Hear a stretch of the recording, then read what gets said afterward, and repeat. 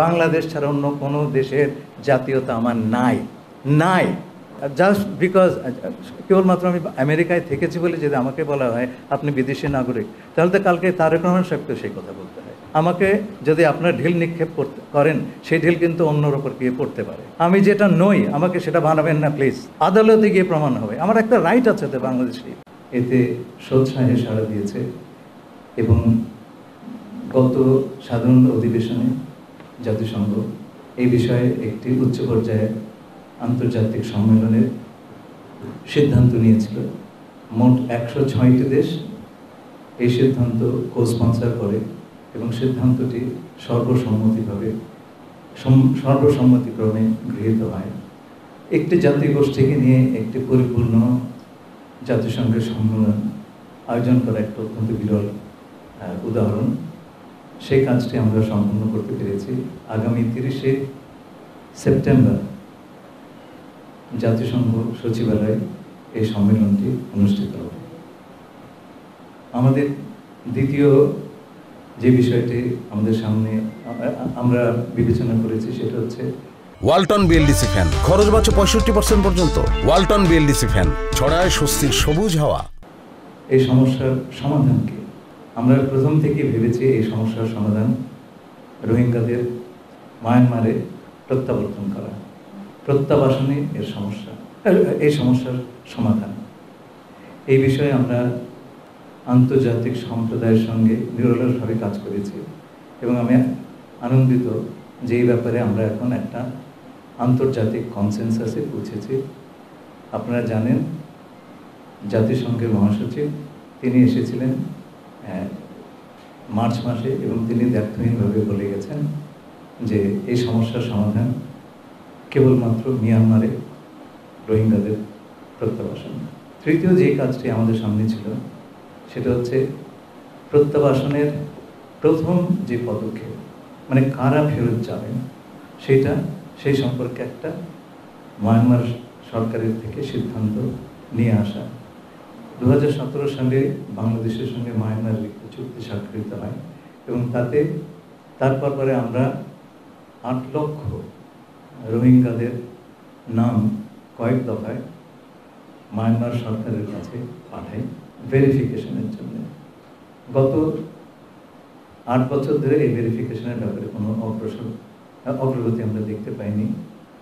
গত ফেব্রুয়ারিতে Myanmar junta প্রধানের স্পেশাল এনভয় তার সঙ্গে আমার দ্বিপাক্ষিক বৈঠক হয় এবং তাতে তারা প্রথমবারের মতো ইঙ্গিত করেন যে এই 8 লক্ষ রোহিঙ্গাদের মধ্যে 2.5 লক্ষের ভেরিফিকেশনের কাজ তারা সম্পন্ন করেছেন এবং এর মধ্যে 1,80,000 তারা প্রত্যাবাসনযোগ্য হিসেবে নির্ণীত করেছেন। আর বাকি 70,000-এর সমস্যা ছিল ছবি এবং কিছু তথ্য নিয়ে সেগুলো তারা আমাদের সঙ্গে বসে নিরসন করবেন। Walton BLDC fan. খরচ বাঁচে 65% পর্যন্ত। ওয়ালটন বিএলডিসি ফ্যান ছড়ায় স্বস্তির সবুজ হাওয়া। এই সিদ্ধান্তটি বিমস্টেক বৈঠকের গত মাসে আমি এবং মিয়ানমারের উপপ্রধানমন্ত্রী এবং পররাষ্ট্রমন্ত্রী যৌথভাবে এটা আমরা অ্যানাউন্স করি। এর ফলে আমরা প্রত্যাবাসনযোগ্য রোহিঙ্গাদের প্রথম তালিকা লাভ করি। সুতরাং আমরা 3টা কাজ গত 7-8 মাসে সম্পন্ন করেছি, যেটা আগের 7 বছরে হয়নি। এগুলো ছিল প্রত্যাবাসনের জন্য অত্যন্ত জরুরি কাজ।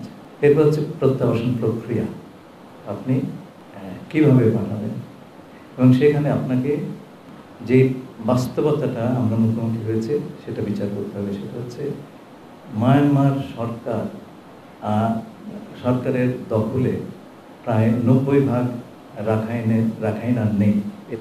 এটার অধিকার নিয়ে নিয়েছে আরাকান আর্মি এবং আরাকান আর্মি এবং সেই সাথে মায়ানমার সরকারের সঙ্গে আলোচনা করে এই প্রত্যাবাসন প্রক্রিয়া শুরু করা সম্ভব। সেই আলোচনা আমরা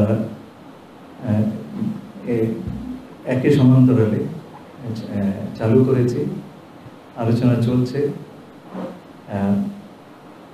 আমাদেরকে আরাকান আর্মি সুস্পষ্টভাবে বলেছে যে রোহিঙ্গাদের ফেরত নেওয়াটা তাদের একটা প্রিন্সিপাল পজিশন। একই কথা আমাদেরকে মায়ানমার সরকারও উল্লেখ করেছে। যে কথাটি আমাদেরকে আরাকান আর্মি বলেছে তা হলো পরিস্থিতি অনুকূল হলে তারা এই প্রত্যাবাসনের উদ্যোগ নেবেন। আপনারা জানেন আরাকানের যুদ্ধাবস্থা এখনও নিরসন হয়নি এবং এই বিষয়ে আমরা দুপক্ষের সঙ্গে কথা বলেছি এবং আমরা কিছু অগ্রগতি অর্জন করেছি। একই সঙ্গে আমরা দেখেছি মায়ানমারে বিশেষ করে রাখাইন অঞ্চলে ব্যাপক খাদ্যাভাব, ওষুধের অভাব এবং এবং ইউএনডিপি রিপোর্ট অনুযায়ী সেখানে এক ধরনের মানবিক সংকট, ভয়াবহ মানবিক সংকট দেখা দিয়েছে। আমাদের একটা আশঙ্কা হচ্ছে এই অবস্থাতে খাবার না পেয়ে, ওষুধ না পেয়ে লোকজন চলে আসতে পারে, বিশেষ করে রোহিঙ্গারা যারা সবচেয়ে ভালনারেবল অবস্থায় আছেন, তাদেরই আবার চলে আসার প্রবণতা বেশি হতে পারে। আমরা ইতিমধ্যে 12 লক্ষ রোহিঙ্গার ভার বহন করছি প্রায় 8 বছর ধরে। আমরা আমাদের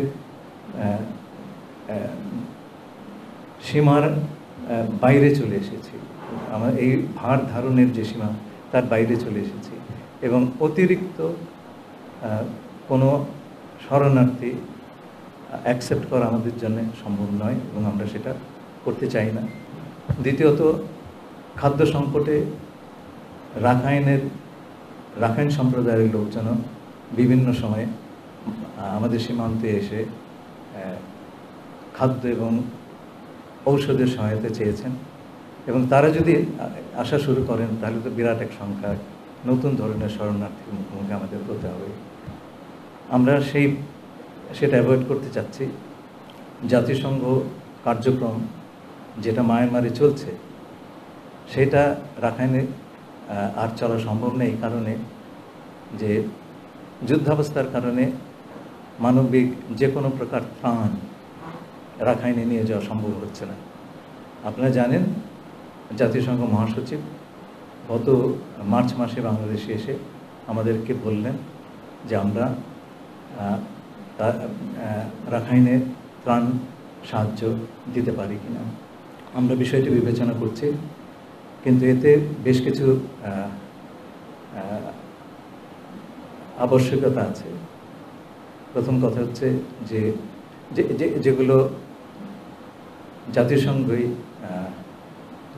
জাতিসংঘের তরফ থেকে আরাকান আর্মিকে জানানো হয়েছে যে এই সাহায্য বা সহযোগিতা। ওয়ালটন বিএলডিসি ফ্যান, খরচ বাঁচে 65% পর্যন্ত। ওয়ালটন বিএলডিসি ফ্যান ছড়ায় স্বস্তির সবুজ হাওয়া। এটা প্রাপ্তির ব্যাপারে বা বিতরণের ব্যাপারে কোনো ধরনের প্রতিবন্ধকতা সৃষ্টি করা যাবে না। এটা নন ডিসক্রিমিনেটরি, তার মানে কাউকে এর থেকে বঞ্চিত করা যাবে না। There will be no weaponisation of aid, এটা কোনো যুদ্ধের কাজে ব্যবহার করা যাবে না। আর আমাদের তরফ থেকে আমাদের সংখ্যা হচ্ছে এই যে আরাকানে যে নতুন যে administrative, political and security arrangement তৈরি হচ্ছে, আমরা তাতে রোহিঙ্গাদের অংশগ্রহণের চিহ্ন দেখছি না। আমরা আরাকান আর্মিকে সরাসরি বলে দিয়েছি যে এখন যে অবস্থা আছে, যে ছবিটা আমরা দেখছি আরাকান প্রশাসনের, সেটা হচ্ছে এথনিক ক্লিনজিং হয়ে গেলে যা হতো। আমরা কোনো ধরনের এথনিক ক্লিনজিং আমরা সহ্য করব না। তারা যদি এক্সক্লুসিভলি রাখাইনদের নিয়ে মানে রাজ্য পরিচালনা করতে চায়, তাহলে সেটা হবে একটা অ্যাপারথাইড রাষ্ট্র, সেটা আমরা মেনে নিতে পারি না। তাদেরকে এই কথাগুলো বলা হয়েছে, আমরা আশা করছি যে তারা এর সদুত্তর দেবে। আমরা এই সমস্যার শান্তিপূর্ণ সমাধান করতে চাই। বাংলাদেশ মনে করে এই সমস্যার একমাত্র সমাধান হচ্ছে রোহিঙ্গাদের রাখাইনে তথা মায়ানমারে প্রত্যাবাসন করা। আমরা এই কাজটি করার সকল অপশনে আমাদের টেবিলে থাকবে। আমরা সর্বপ্রযত্নে এবং সকল কূটনৈতিক এবং অন্যান্য সামর্থ্য দিয়ে এই সমস্যার সমাধান করার প্রচেষ্টা করব। আমি জানি মায়ানমারে জাতিসংঘের সাহায্য নিয়ে বাংলাদেশে একটা করিডোর দেওয়ার কথা যে গুজবটা উঠেছে, আমি দ্ব্যর্থহীনভাবে বলে দিচ্ছি, করিডোর নিয়ে আমাদের সঙ্গে কারো কোনো কথা হয় নাই এবং কারোর সঙ্গে কথা হবে না। করিডোরের ব্যাপারটা বুঝতে হবে। করিডোর হচ্ছে একটা ইমার্জেন্সির সময় এক দুর্যোগপূর্ণ জায়গা থেকে মানুষকে সরিয়ে নেওয়ার ব্যবস্থা। আমরা এখানে কাউকে সরাচ্ছি না। আমরা যেটা করছি, যেহেতু আরাকানে কোনো সাহায্য সহযোগিতা এইড এর উপকরণ অন্যান্য সাপ্লাই রুট দিয়ে দেওয়া সম্ভব হচ্ছে না, জাতিসংঘ আমাদেরকে এইটুকুই বলল যে আপনারা এই সাহায্য, যেটা তারা তো সাহায্য দিয়েই যাচ্ছে আপনার রোহিঙ্গাদেরকে গত 7-8 বছর ধরে, সেটা আমাদের চোখের সামনে। তারা বললে এর কিছুটা দূরে বর্ডার, আপনারা এইটুকু জায়গাতে আমাদের সাহায্য করবেন যাতে আমরা ওপারে নিয়ে যেতে পারি। জাতিসংঘ তার বিভিন্ন সহযোগীদের মাধ্যমে রাখাইনের ভেতরে যে এই চ্যানেলগুলো আছে তারা সেটা ব্যবহার করবে এবং সেইটা দিয়ে তারা এই মানবিক সাহায্য পৌঁছে দেবেন রাখাইনের জনগণের কাছে। আমি আবারও বলছি, দ্ব্যর্থহীন কণ্ঠে বলছি, ওয়ালটন বিএলডিসি ফ্যান, খরচ বাঁচে 65% পর্যন্ত। ওয়ালটন বিএলডিসি ফ্যান ছড়ায় স্বস্তির সবুজ হাওয়া। এবং আপনারা সেটা প্রমাণ করতে পারবেন, যোগাযোগ করলেই পারবেন। জাতিসংঘকে জিজ্ঞেস করেন, জাতিসংঘের সমস্ত রাষ্ট্রদের জিজ্ঞেস করেন। আমরা করিডোর নিয়ে কারোর সঙ্গে কোনো ধরনের কথা বলি নাই এবং আমরা বলবো না। আরাকানের যে অবস্থা তাতে করিডোরের কোনো প্রয়োজন নাই। আমরা এই কোনো করিডোর সৃষ্টি করে সেইখানে কোনো ধরনের লোকজনের আপনার যাতায়াতের ব্যবস্থা সেটা করার কোনো এখন প্রয়োজনীয়তা নাই। যে প্রয়োজনীয়তা আছে সেটা হচ্ছে সেখানে ত্রাণ সম্ভার পৌঁছে দেওয়া। আপনারা জানেন যখন মায়ানমারে ভূমিকম্প হলো, আমরা কিন্তু তাদের রিকোয়েস্টের বা আবেদনের অপেক্ষা করি নাই, আমরা পাঠিয়ে দিয়েছি ত্রাণ।